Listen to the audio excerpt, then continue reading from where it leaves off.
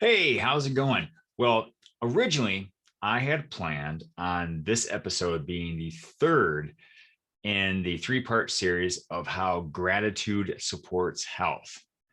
But a few things happened to fall into place, and this is going to be a much bigger episode. So, yay.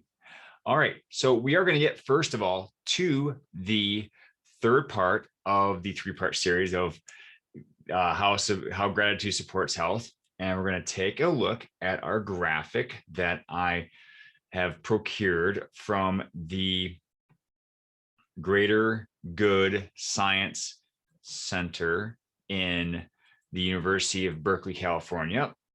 So there we go.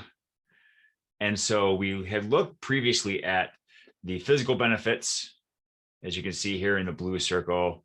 And last week we looked at the social benefits, which are here in the yellow circle. Now we're going to look at the teal, periwinkle, aquamarine, the one on the right. We're going to look at the psychological benefits of gratitude. So it says here that when you practice gratitude, you feel higher levels of positive emotions. You're more alert, alive, and awake. You experience more joy and pleasure. You have more optimism and more happiness, and you're more resilient to stress.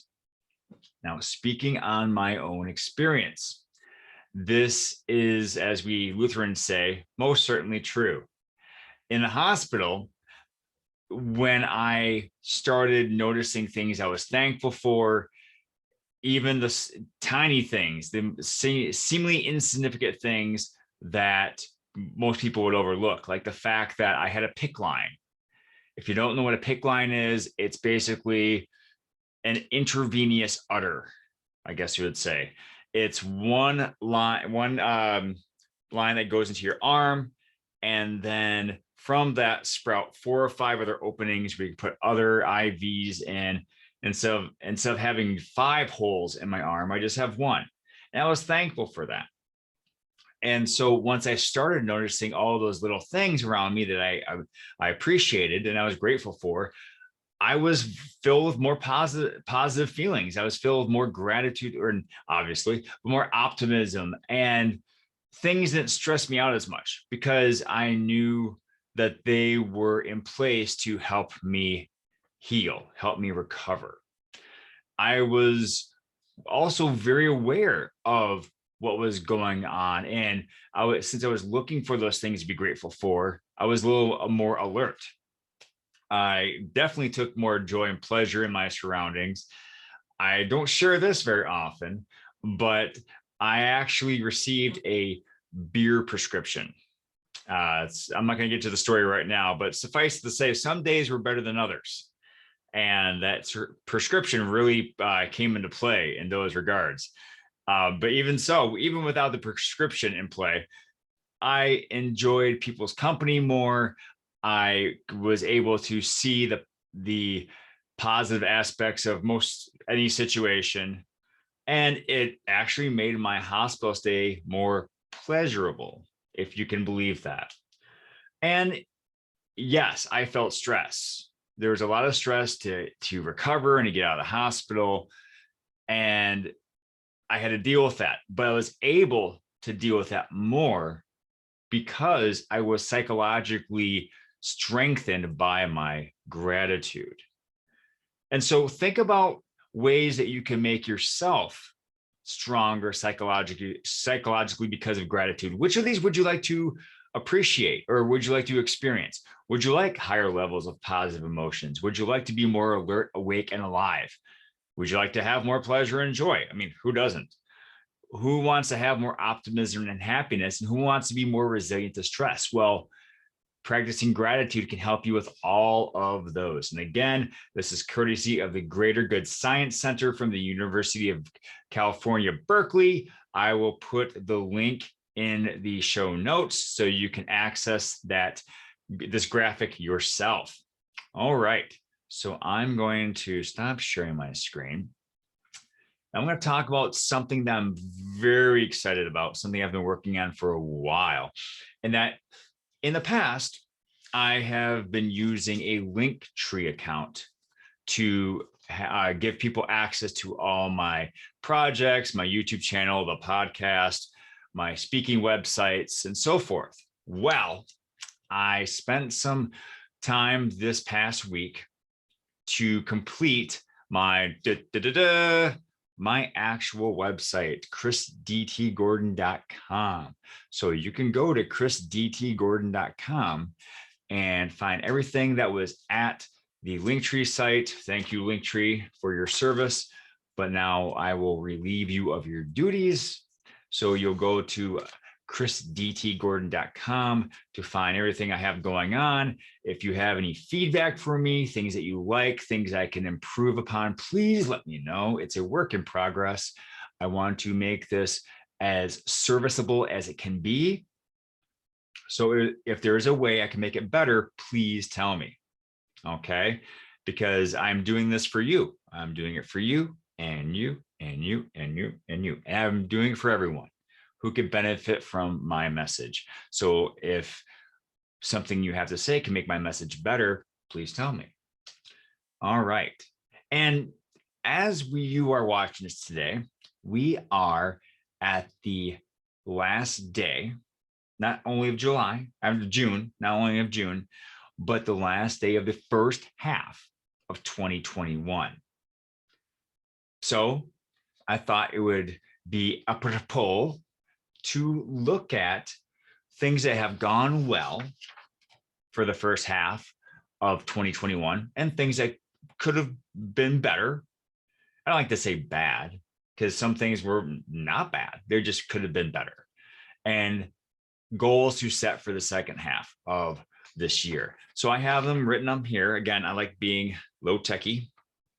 So for the first half, hopefully that's not reversed on your end. So I have the good. I was able to make more connections with speaking. I have been blessed with joining some mastermind groups. I've been blessed with meeting some coaches and working with them. The podcast has given me access to many more people. I've been able to join certain groups and been able to grow because of those affiliations. So that's definitely been good. Something else that I account is my first paid student speaking engagement. I spoke to a group in Brighton, Colorado earlier this year and was able to receive a check from that. So that's definitely a feather in my cap. I am officially a professional speaker by that regard.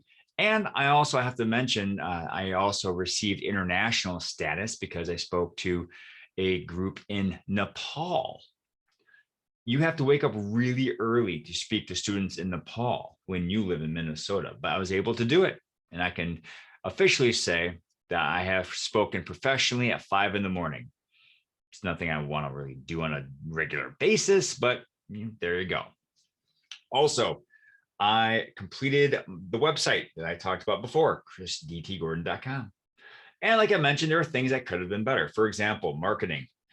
I really got to work on this. And I know there are things I could do, but there are other things I need to take care of more, but I'm going to keep looking for help on this.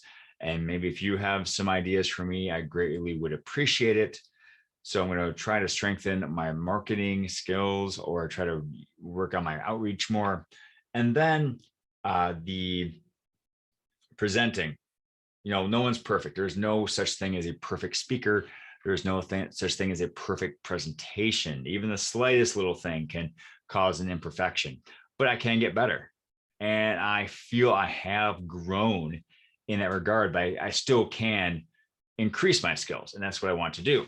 And then finally, knowledge of tech.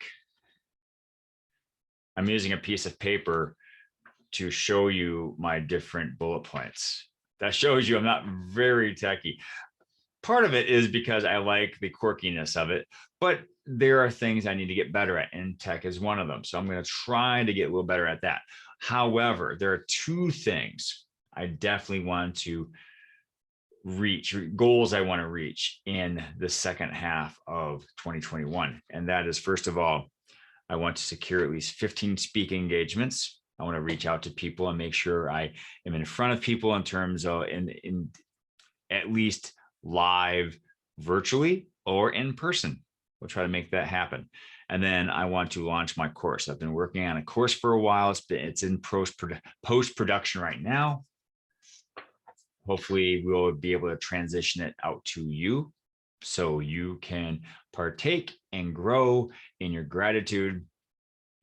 But those are two of my goals I have for the rest of the year. I have other goals, but in terms of the speaking message side of my life, that's what I wanted to do.